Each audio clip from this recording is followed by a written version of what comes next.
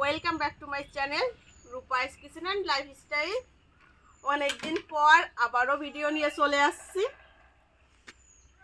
বিয়ের জন্য ভিডিও করতে পারিনি অনেক দিন যাবত, তো এখন থেকে রেগুলারই আবারও ভিডিও দেখতে পাবেন।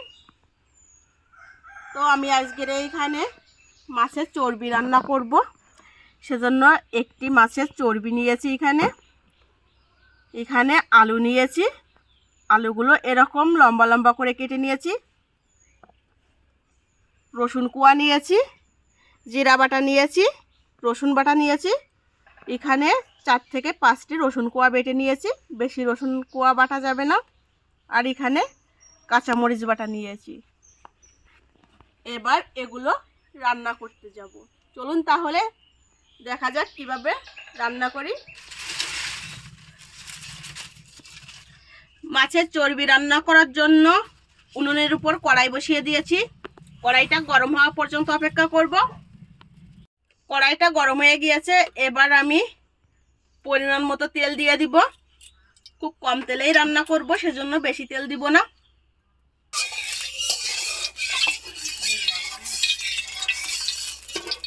তেলটা গরম হয়ে গিয়েছে, এবার মাছের চর্বি দিয়ে দেব। চর্বিতে যেহেতু অল্প অল্প জল রয়েছে, সেজন্য তেলটা ছুটতে পারে, সেজন্য খুব সাবধানে চর্বিটা তেলের ভিতর দিবেন। সামান্য পরিমাণ লবণ দিয়ে দিব, হলুদ গুঁড়া দিয়ে দিব।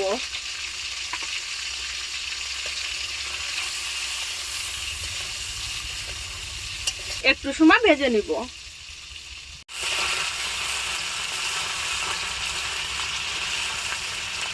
আমি মাছের চর্বিগুলো একটু ভেজে নিয়েছি। এখন কড়াই থেকে মাছের চর্বিগুলো নামিয়ে নিব।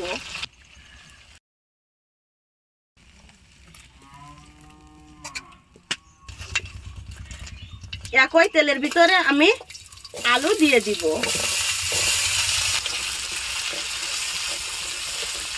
আলুগুলো হালকা একটু ভেজে নিব। এবার রসুন কোয়া দিয়ে দিব, রসুন বাটা দিয়ে দিব, জিরা বাটা দিয়ে দিব, কাঁচামরিচ বাটা দিয়ে দিব।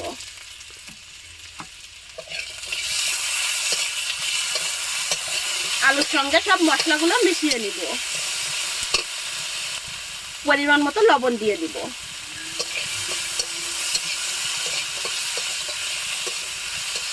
মশলা রাখা পাত্রটি ধুয়ে অল্প পরিমাণে জল দিয়ে দিব।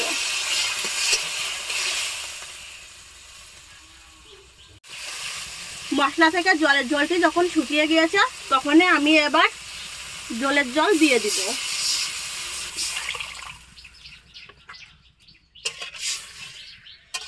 যেহেতু আলু দিয়ে মাছের চর্বি দিয়ে পাতলা ঝোল করব, সেজন্য জলটা একটু বেশি দিয়েছি। হলুদ গুঁড়া দিয়ে দিব।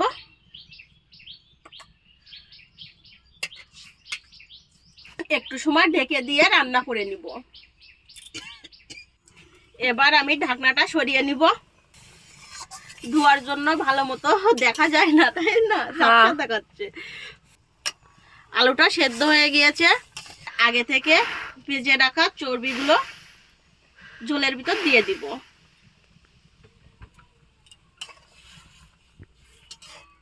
আবারও একটু সময় ঢাকা দিয়ে রান্না করে নিব। এবার আমি ঢাকনাটা সরিয়ে নিব।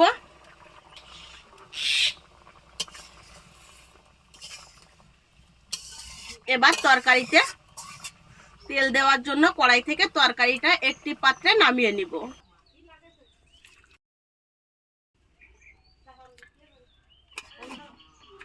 কড়াইয়ে অল্প পরিমাণে তেল দিব। তেলটা গরম হয়ে গিয়েছে, এবার অল্প পরিমাণে জিরা দিয়ে দিব।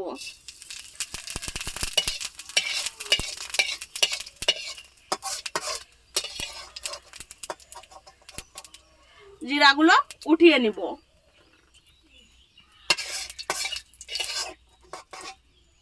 তরকারিটা তেলের ভিতর দিয়ে দিব।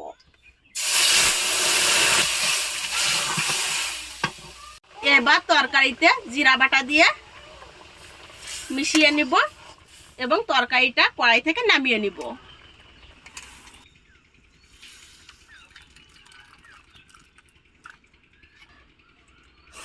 বন্ধুরা, গরমের সময় এখন যদি আলু দিয়ে এরকম পাতলা ঝোল করেন তাহলে অবশ্যই খেতে খুবই ভালো লাগবে, মুখে রুচি আসবে।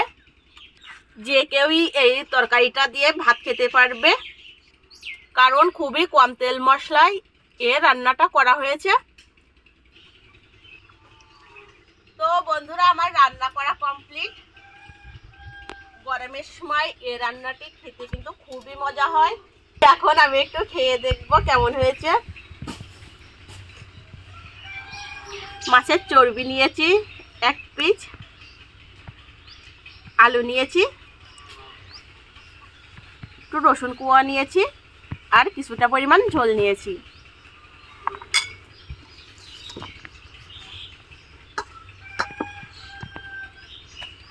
বন্ধুরা, যারা এখনো পর্যন্ত আমার চ্যানেলটি সাবস্ক্রাইব করেননি তারা অবশ্যই আমার চ্যানেলটি সাবস্ক্রাইব করে পাশে থাকা বেল আইকন বাটনটি প্রেস করে দিবেন,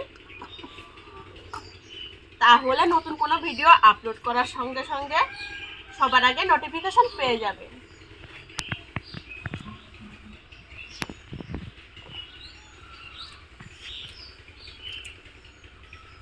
খুব সুন্দর হয়েছে রান্নাটা।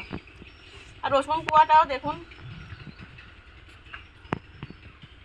রসুন কোয়াটার জন্য কিন্তু আরো বেশি ভালো লাগে।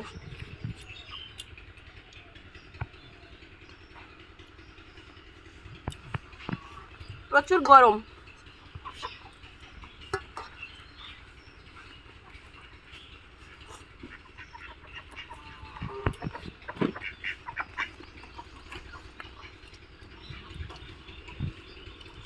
অসাধারণ।